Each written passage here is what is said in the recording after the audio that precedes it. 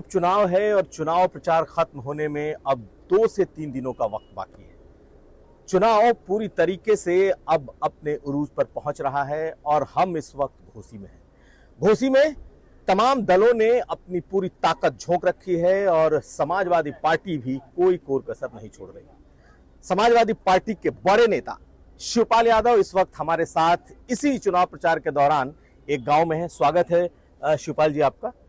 और शिवपाल यादव समाजवादी पार्टी के master strategist, यानी कि जब से इन्होंने दोबारा समाजवादी पार्टी में एक तरीके से कमान संभाली है संगठन की, तब से संगठन बदला बदला भी नजर आ रहा है। और इस बार भी बहुत कुछ हार और जीत की जिम्मेदारी यूं तो पार्टी कार्यकर्ताओं पर है, लेकिन कहा जा रहा है कि शिवपाल यादव का बड़ा रोल होगा। तो सर, इसी बात से शुरुआत करते हैं।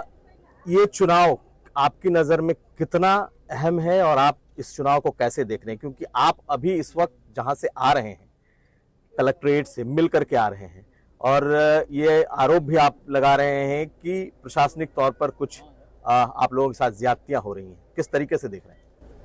देखिए, ये चुनाव बहुत ही महत्वपूर्ण है समाजवादी पार्टी के लिए, और समाजवादी पार्टी के सभी कार्यकर्ता इस चुनाव में जुटे हुए हैं।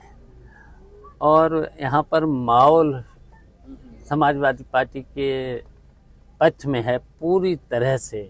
वो इसलिए सभी वर्ग के लोगों का यहाँ पर जो समाजवादी पार्टी के प्रत्याशी सुधाकर सिंह हैं उनको मिल रहा है।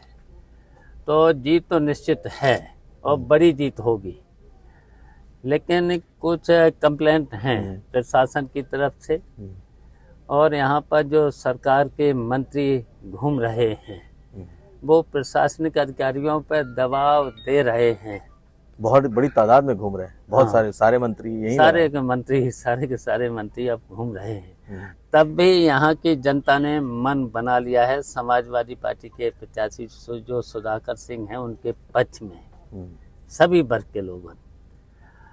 लेकिन अब जब इतना प्रशासन के लोग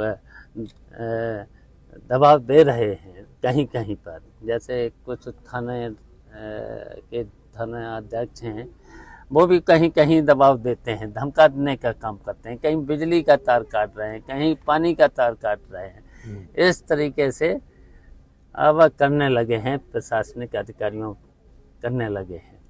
तो इसे रोकना है। समाजवादी पार्टी के हमारे जो कार्यकर्ता हैं, जो हमारा संगठन है, इसे रोकेगा और रोकेंगे और चुनाव पक्ष में चुनाव जीता जाएगा। आपको लग रहा है कि चुनाव आपके पक्ष में है? इतना होने के बाद भी आप लोग इस चुनाव को जीत जाएंगे?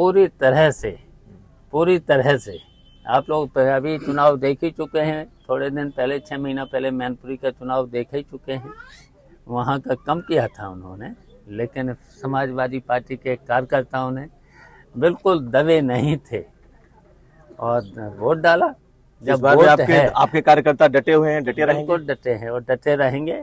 और फिर अगर इस तरह की गड़बड़ियां दिखाई देंगी तो समाजवादी पार्टी का संगठन इतना है, आप लोग समझते ही हैं, समाजवादी पार्टी का संगठन फिर तो आंदोलन पर उतारू हो जाएगा। फिर वो तो आपके बारे में भी की जिम्मेदारी होगी। आपके बारे में भी ये माना जाता है कि जहाँ कार्यकर्ताओं पर कुछ होता है, निर्वाचन राजस्व संहिता है उसका बिल्कुल पालन करेंगे और राजस्व संहिता का पालन वो भी करें।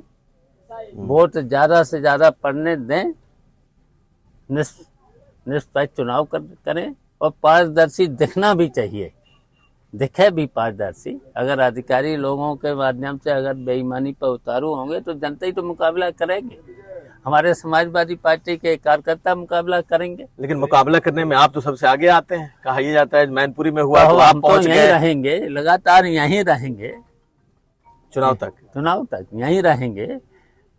लेकिन जो निर्वाचन राजस्व संहिता है उसका हम बिल्कुल पालन करेंगे।